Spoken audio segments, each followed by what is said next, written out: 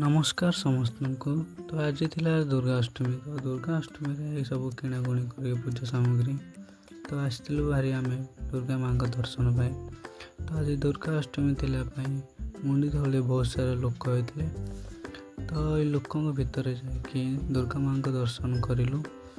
Then से जगह दर्शन करी तो बाहर पड़ता आम गोटे जगह दर्शन पाई। तो ये भी आम दुर्गा माँ को दर्शन करी आम बाहरी पड़ू एटीएम को किसी पैसा उठे पैसा उठे आसिकी आसलु बारी आम खाଇବା पाइबा। तो ये आम खाଇବା पीवा करी किसी समय टाइम ये बसिकी आम बाहरी पड़ू कामाख्यानगर बुलापी। तो कामाख्यानगर बुलाबुली करके आम बाहरी पड़ू घर को जावाई जेहेतु बहुत सारा खड़ा होता। तो बुलाबुली करके आम घर को रिटर्न कर।